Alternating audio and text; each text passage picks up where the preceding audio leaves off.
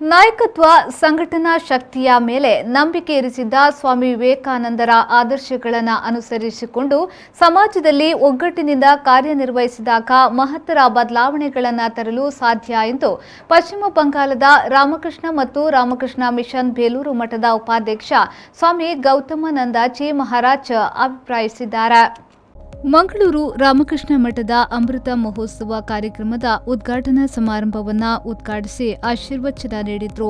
ಸ್ವಾಮಿ ವಿವೇಕಾನಂದರು ಮಾನವತೆಯೇ ವಿಶ್ವಧರ್ಮ ಎಂದು ಸಾರಿದ್ರು.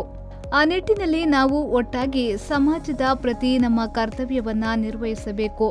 ಈ ನಿಟ್ಟಿನಲ್ಲಿ ಮಂಗಳೂರಿನ ರಾಮಕೃಷ್ಣ ಆಶ್ರಮ ಯಾವುದೇ ಸದ್ದು ಗದ್ದಲವಿಲ್ಲದೆ ಸಮಾಜ ಕಾರ್ಯವನ್ನ ಮಾಡುತ್ತಿದೆ ಎಂದು ಗೌತಮಾನಂದಾಜಿ ಮಹಾರಾಜ್ ಅವರು ಮೆಚ್ಚುಗೆ ವ್ಯಕ್ತಪಡಿಸಿದ್ರು.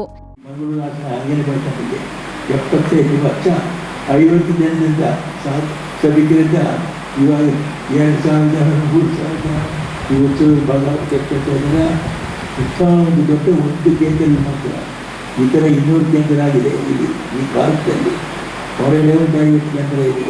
ಇದು ಮಾತ್ರ ಒಂದೇ ಒಂದು 100 ವರ್ಷ ಆಗಿದೆ ವಿವೇಕಾನಂದರ ಮೇಲೆ. ವಿವೇಕಾನಂದರನ್ನು 1500 ವರ್ಷದ ಬೇಕಾದಷ್ಟು ಕೊಟ್ಟಿದ್ದೇನೆ. ಇದು 1500 ವರ್ಷ ಬೆಳೆದಿದೆ. ಏನಾಗ್ತದೆ 100 ವರ್ಷದಲ್ಲೇ ಪ್ರಪಂಚದಲ್ಲಿ 150 ರಾಷ್ಟ್ರಕಂಠರಾಗಿದೆ. ಅದಕ್ಕೆ ಕಾರಣ ಇಂಥ ಸನ್ಯಾಸಿಗಳು ಮತ್ತು ಭಕ್ತರು ಕೈ ಕಲಿಸಿಕೊಂಡು ಕೆಲಸ ಮಾಡಿದರು. ಈ ಸಂದರ್ಭ ಶ್ರೀಮಠದ ಸಾಕ್ಷ್ಯಚಿತ್ರ ಬಿಡುಗಡೆ ಮಾಡಿ ಮಾತನಾಡಿದ ನಿಟ್ಟೆ ವಿಶ್ವವಿದ್ಯಾಲಯದ ಕುಲಪತಿ ಡಾಕ್ಟರ್ ವಿನಯ್ ಹೆಗ್ಡೆ ಅವರು, ರಾಮಕೃಷ್ಣ ಮಠವು ನಗರದ ಜನತೆಗೆ ಮಾಡುತ್ತಿರುವ ಸಹಕಾರ ಸೇವೆ ಅತ್ಯಮೂಲ್ಯವಾದುದು ಎಂದು ಹೇಳಿದರು. ಮಾಡಿದ ಸಹಕಾರ ಭಗವಂತ ನಿಮಗೆ ಆಶೀರ್ವಾದ ಮಾಡಲಿ. ಪೂಜ್ಯರಾದ ಚಿತ್ರಕಂಠಾನಂದ ಸ್ವಾಮೀಜಿಯವರು ನಮ್ಮನ್ನೆಲ್ಲ ಎತ್ತರದ ಜವಾಬ್ದಾರಿ ಕೊಟ್ಟು ಮಾಡುವಂತಹ ಕೆಲಸಕ್ಕೆ ಅವರಿಗೆ ನಾನು ಧನ್ಯವಾದ ಹೇಳಿ ನನ್ನೆರಡು ಮಾತುಗಳು. ಶ್ರೀಮಠದ ವೆಬ್ಸೈಟ್ ಬಿಡುಗಡೆಗೊಳಿಸಿ ಮಾತನಾಡಿದ ಸಂಸದ ನಳಿನ್ ಕುಮಾರ್ ಕಟೀಲ್ ಅವರು, ವ್ಯಕ್ತಿ ನಿರ್ಮಾಣದಿಂದ ರಾಷ್ಟ್ರ ನಿರ್ಮಾಣ ಎಂಬ ಪರಿಕಲ್ಪನೆಯನ್ನ ವಿವೇಕಾನಂದರು ನೀಡಿದ್ರು. ರಾಮರಾಜ್ಯದ ಕನಸನ್ನ ಕಂಡವರು ಮಹಾತ್ಮ ಗಾಂಧೀಜಿಯವರು. ಇವರಿಬ್ಬರ ಪರಿಕಲ್ಪನೆಯನ್ನ ಸ್ವಚ್ಛ ಮಂಗಳೂರು ಕಾರ್ಯಕ್ರಮ ಸೇರಿದಂತೆ ಹಲವಾರು ಸಮಾಜಪರ ಕಾರ್ಯಕ್ರಮಗಳ ಮೂಲಕ ರಾಮಕೃಷ್ಣ ಆಶ್ರಮ ನೆರವೇರಿಸುತ್ತಿದೆ ಎಂದು ಹೇಳಿದ್ರು.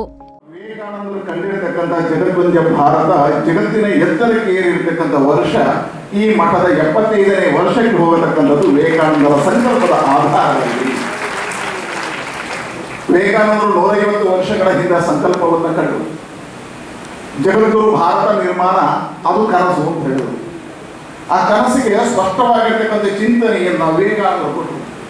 ಜಗದ್ಗುರು ಭಾರತ ಹೇಳಿದ್ರೆ ಆಕ್ರಮಣದಿಂದ ಅಲ್ಲ, ಸೈನ್ಯದ ಶಕ್ತಿಯಿಂದ ಅಲ್ಲ, ರೂಪಾಯಿಯ ಮೌಲ್ಯವರ್ಧನೆಯಿಂದ ಅಲ್ಲ, ಭಾರತದ ಪರಂಪರೆಗಳನ್ನು ಜಗತ್ತು ಒಪ್ಪುವ, ಭಾರತದ ಸಂಸ್ಕೃತಿಯನ್ನು ಜಗತ್ತು ಸ್ವೀಕರಿಸುವ, ಜಗತ್ತಿಗೆ ತಾಯಿ ಭಾರತಿ ಮಾರ್ಗದರ್ಶನ ಆಗುವಂಥ ಸ್ಥಿತಿಗೆ ಭಾರತ ಹೋಗಬೇಕು ಅನ್ನೋ ಕನಸುಗಳನ್ನು ಕಂಡರು.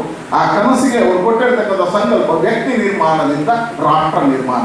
ಅದನ್ನೇ ಬಹಳ ಸುಂದರವಾಗಿ ಮಹಾತ್ಮ ಗಾಂಧಿ ಉಲ್ಲೇಖ ಮಾಡ್ತಾರೆ. ಈ ದೇಶ ರಾಮರಾಜ್ಯ ಆಗುತ್ತೆ.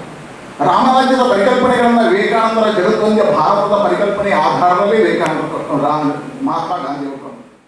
ಇದೇ ವೇಳೆ ಕರ್ನಾಟಕ ವೃತ್ತದ ಮುಖ್ಯ post master general Rajendra Kumar ಅವರು ಭಾರತದ ಸ್ವಾತಂತ್ರ್ಯ ಮಹೋತ್ಸವದ ಅಂಗವಾಗಿ ಬಿಡುಗಡೆಗೊಳಿಸಲಾಗುತ್ತಿರುವ ವಿಶೇಷ ಅಂಚೆ ಲಕೋಟೆಯನ್ನ ಹಸ್ತಾಂತರಿಸಿದರು.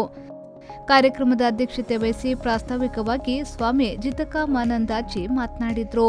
ಮಂಗಳೂರು ಆಶ್ರಮ ಅತ್ಯಂತ ಅದ್ಭುತವಾಗಿರ್ತಕ್ಕಂತಹ ಸೇವಾ ಕಾರ್ಯವನ್ನು ಮತ್ತು ಪ್ರಗತಿಪರವಾಗಿರ್ತಕ್ಕಂತಹ ಅನೇಕ ಕಾರ್ಯಕ್ರಮಗಳನ್ನು ಹಮ್ಮಿಕೊಂಡು ಇವತ್ತು ಅಮೃತ ಮಹೋತ್ಸವವನ್ನು ಆಚರಿಸ್ತಾ ಇದೆ. ಇದಕ್ಕೆ ಮುಖ್ಯವಾಗಿ ದಾನಿಗಳಾಗಿರ್ತಕ್ಕಂತಹ ಸಾಹುಕಾರ್ ವೆಂಕಟೇಶ್ ಪೈ ಅವರು ಇದಕ್ಕೆ ಮುಖ್ಯವಾಗಿ ಈ ಒಂದು ಭೂಮಿ ಮತ್ತು ಈ ಕಟ್ಟಡವನ್ನು ದಾನ ಮಾಡಿಕೊಟ್ಟಿದ್ದರು ಸುಮಾರು 70 ವರ್ಷಗಳ ಹಿಂದೆ. ಈ ವೇಳೆ ಮೇಯರ್ ಪ್ರೇಮಾನಂದ ಶೆಟ್ಟಿ, ಶಾಸಕ ವೇದವ್ಯಾಸ್ ಕಾಮತ್, ವಿಧಾನ ಪರಿಷತ್ನ ಸದಸ್ಯ ಡಾಕ್ಟರ್ ಮಂಜುನಾಥ್ ಭಂಡಾರಿ, ಉದ್ಯಮಿ ರವೀಂದ್ರ ಪೈ, ಗದಗ ಶಾಸಕ ಡಿಆರ್ ಪಾಟೀಲ್, ಕ್ಯಾಪ್ಟನ್ ಗಣೇಶ್ ಕಾರ್ಣಿಕ್, ಸ್ವಾಮಿ ಏಕಗಮ್ಯಾನಂದಾಜಿ ಮೊದಲಾದವರು ಉಪಸ್ಥಿತರಿದ್ದರು. ನಾಗೇಶ್ ಕಾಬೂರು, ವಿ4 ನ್ಯೂಸ್, ಮಂಗಳೂರು.